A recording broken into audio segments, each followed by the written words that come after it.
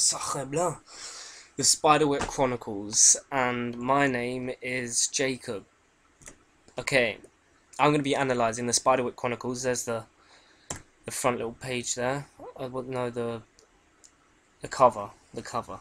Okay, it's a fantasy and adventure film, and I'm going to break down the analysis into three different sections: editing, sound, music, and mise en scene. The first section, which is sound. I've got a little clip here. This clip is, you can hear the sting in this clip, like now. You can hear it for the claw. The little frog there, you can't hear it there. You can hear it there.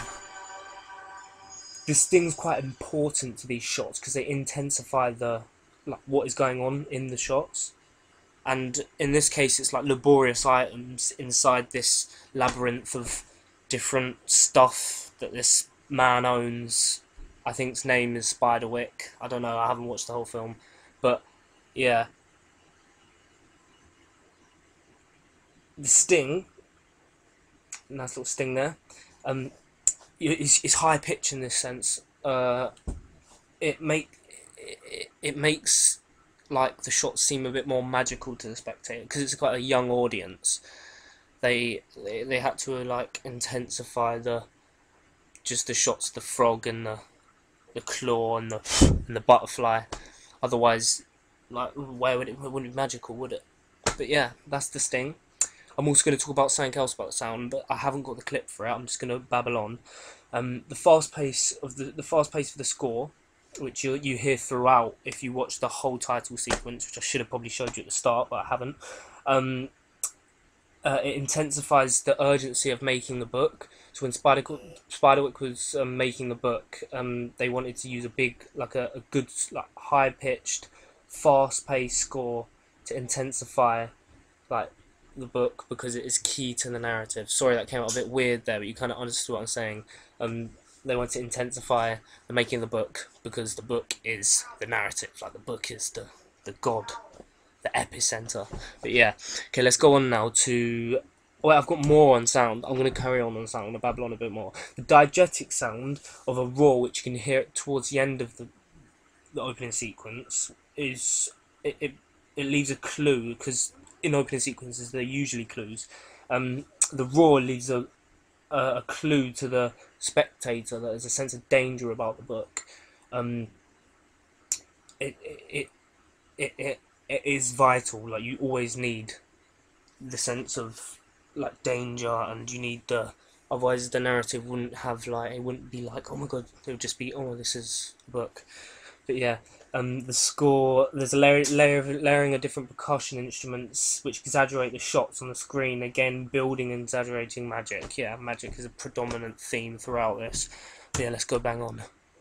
Editing, hello. Editing. Let's show you the little clip here. Oh, little Spiderwick there.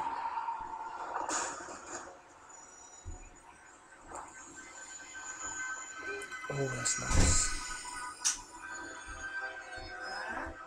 The first thing clear about this title, it's very large. It's covered in gold. Wait, I need to shut this up. Okay, the title is gold. It sparkles, which appeals to the younger audience, the target audience. And by zooming out and drawing out of focus, they are able to show the time passing. Oh yeah, that was for just what you saw. But more on the title, the gold and the sparkle of the title, as you'll see in a second. You hear the glittering and then the sparkle and gold. See that? It relates to the big theme in the opening sequence, which is magic, and they wanted to relate it to the book. Like, magic, it's got the creepiness of what the book had, like the kind of bohemian, weird, like ribbons and metal plaques and stamps on the book. You know what I'm talking about? The title has to reflect that. And then here, as I said earlier, it draws out, and then you can see the time change 80 years later. So now the audience is aware that they are in fact 80 years in the future, and this is the time of the storyline, and they're going to find the book. Maybe they don't know that yet, but obviously whoever's going to the house is going to get the book and find out what the roaring's about. I'm going to go next. Mise en scene. Mise en scene, easy. Okay. Oh, I like this bit, yeah. A lot of use of props, as you can see.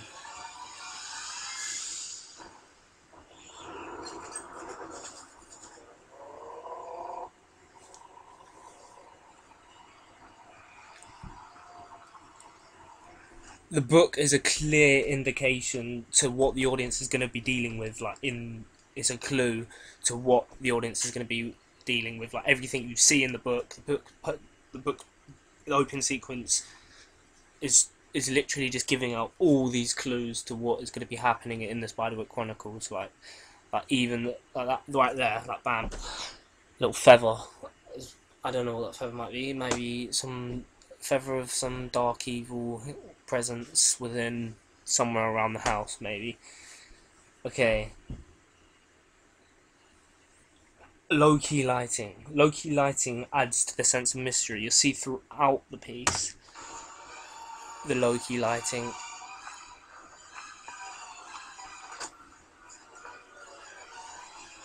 Yep. Bam. When the character stamps the book, as you just saw, a gold colour brushes along it. The hyperbolic sound of the stamp and wind again enhances the importance of the book. So again, always enhancing the importance of the Spiderwick Chronicles, which I think is the book's name and the title of the movie.